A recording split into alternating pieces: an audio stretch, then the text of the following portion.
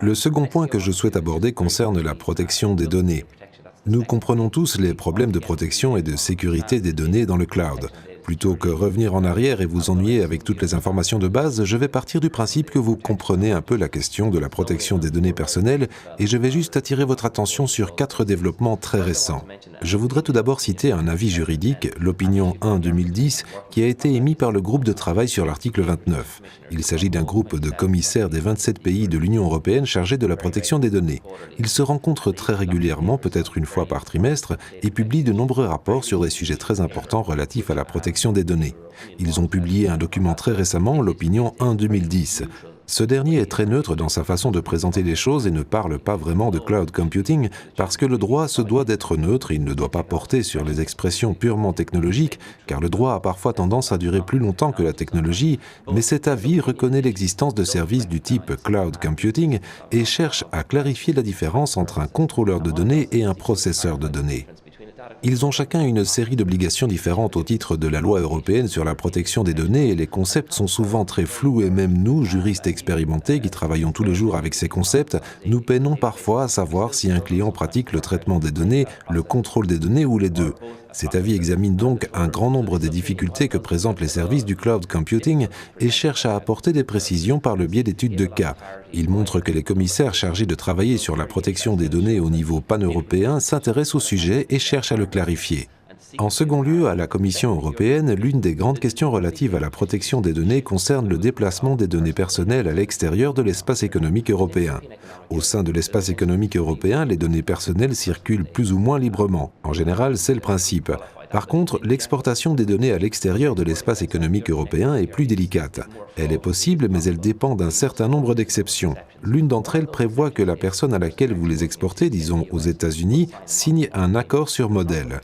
Le problème avec le cloud computing, c'est que le destinataire, celui qui traite les données aux États-Unis, fait invariablement appel à des sous-traitants ou à un fournisseur d'infrastructures principales qui n'ont pas d'accord sur modèle qui couvre la sous-traitance. Ce nouvel accord sur modèle émis par la Commission vous permet donc d'exporter vos données vers les États-Unis même si le destinataire aux États-Unis, l'importateur, fait appel à des sous-traitants. Encore une fois, c'est une loi spécifique censée résoudre les problèmes du cloud computing. Notification d'infraction à la sécurité. Pour que les usagers fassent confiance au cloud computing et au traitement des données personnelles en général, ils doivent savoir si leurs données personnelles sont menacées. C'est un renseignement des plus utiles, surtout lorsqu'il s'agit des coordonnées de votre carte de crédit. Aux États-Unis, au cours des 8 ou 9 dernières années, un certain nombre de lois relatives à la notification des infractions à la sécurité ont proliféré, exigeant des sociétés victimes d'infractions à la sécurité qu'elles en avertissent très rapidement les personnes concernées par les données. Cette démarche est impérative aux États-Unis. L'Europe n'a pas adopté cette approche, pas au niveau fédéral si on peut dire. Certains pays comme l'Allemagne et maintenant l'Irlande s'orientent vers la notification des infractions à la sécurité. Il existe donc un projet de code de pratique rédigé par le commissaire irlandais chargé de la protection des données qui devrait, à mon avis, se transformer en loi dans les mois qui viennent, ce qui aura pour effet de créer un régime obligatoire de notification des infractions à la sécurité, sous réserve de certaines exceptions de minimis, mais elles sont réellement de minimis. Si l'infraction à la sécurité touche moins d'une centaine de personnes ou que les données sont intégralement cryptées, vous pouvez y échapper. Autrement, si des données personnelles sont en cause, vous devrez en informer le commissaire chargé de la protection des données. Du point de vue du consommateur et de l'usager, c'est réconfortant. Le client est un peu plus confiant lorsqu'il utilise des solutions basées sur le cloud parce qu'au moins, il sait que si ces données sont compromises, le commissaire chargé de la protection des données en sera informé et qu'à son tour, il l'apprendra sans doute parce que le commissaire chargé de la protection des données ordonnera sans doute à la société d'informer les personnes concernées par ces données. La proposition de loi en Irlande ne propose pas de seuil d'importance relative comme un grand nombre de lois dans d'autres pays. Or, c'est un peu gênant du point de vue du vendeur parce que si un type de données personnelles est menacé, vous devez en informer le commissaire chargé de la protection des données, même si vous pensez qu'il s'agit de données élémentaires telles qu'une liste de noms associés à une donnée personnelle vraiment très élémentaire et infime. Il ne s'agit pas de savoir si cela va réellement porter préjudice aux personnes ou enfreindre leur droit à la vie privée, cela n'a rien à voir avec le type de données personnelles. Vous devrez toujours le déclarer. Mais comme je vous l'ai dit, ce code d'infraction à la sécurité en est au stade de la consultation, alors n'hésitez pas à soumettre vos suggestions et à dire qu'il devrait y avoir des seuils d'importance relative, comme en Allemagne et en Australie. Du point de vue du vendeur, cela pourrait entraîner un coût supplémentaire, car s'il y a infraction, vous devez remettre un rapport au commissaire chargé de la protection des données et sans doute un rapport ultérieur précisant les mesures correctives. Mais je pense que cela contribuera à augmenter la confiance. Pour terminer, j'aimerais vous parler d'un développement tout récent. Vous connaissez peut-être le Schleswig-Holstein. C'est un État allemand qui se trouve près du Danemark. L'Allemagne étant un système fédéral, chaque État a son propre commissaire chargé de la protection des données et un commissaire chargé de la protection des données au niveau fédéral qui chapeaute le tout. Il y a 2 semaines, le commissaire chargé de la protection des données du Schleswig-Holstein a publié un rapport. Ils ont réalisé l'étude la plus intensive qui ait jamais été faite par un régulateur sur le cloud computing et le droit de protection des données. Sous certains aspects, il s'agit d'un rapport particulièrement virulent en ce qui concerne la compatibilité du cloud avec la protection des données. Il faut comprendre qu'il ne s'agit même pas ici du droit allemand, il s'agit de l'interprétation d'un administrateur dans un État allemand. Mais ce rapport est salutaire et nul ne devrait l'ignorer.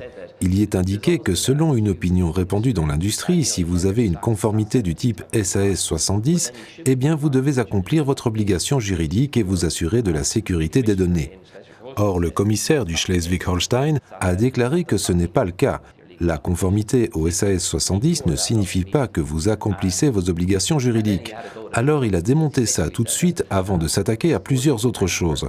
Ce qu'il a dit en fin de compte, c'est que l'exportation de données personnelles à l'extérieur du cloud européen serait illégale en soi, même si c'est vers 2 ou 3 pays habilités qui, selon la Commission européenne, présentent des dispositifs de protection adaptés. Par contre, ils expliquent qu'il est possible de le faire à l'aide de l'accord sur modèle mentionné précédemment et que si vous procédez autrement en vous pliant aux règles des entreprises, c'est légitime, mais selon l'avis qu'ils ont émis, c'est un peu inquiétant du point de vue de l'industrie.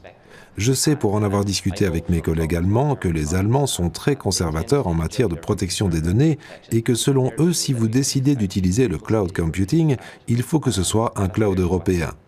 C'est précisément ce que déclare le commissaire chargé de la protection des données du Schleswig-Holstein. Je veux dire par là que juridiquement, selon le droit européen, ce n'est pas nécessairement le cas. On peut exporter des données à l'extérieur de l'espace économique européen, il suffit simplement de cocher l'une des 4 ou 5 cases.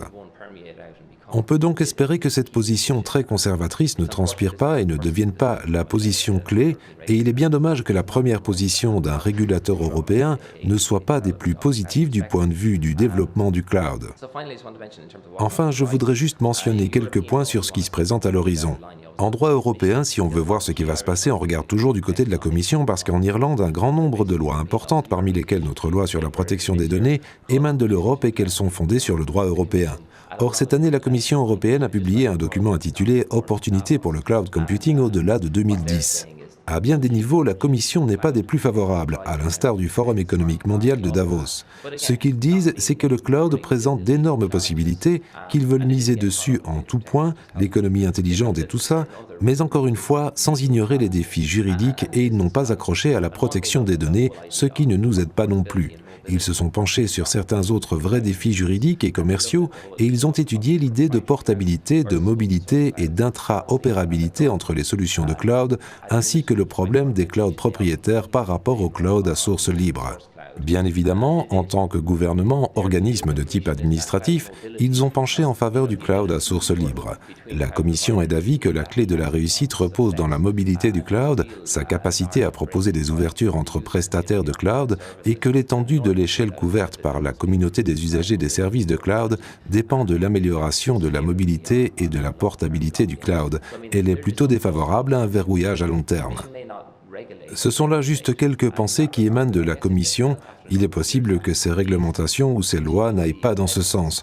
Mais je suppose que si dans quelques années ils estiment que ces points continuent de constituer des empêchements, on peut concevoir qu'ils puissent, et ils en ont le pouvoir, légiférer dans ce sens. Ce sont donc mes perceptions de ce qui se passe dans le monde juridique du cloud computing.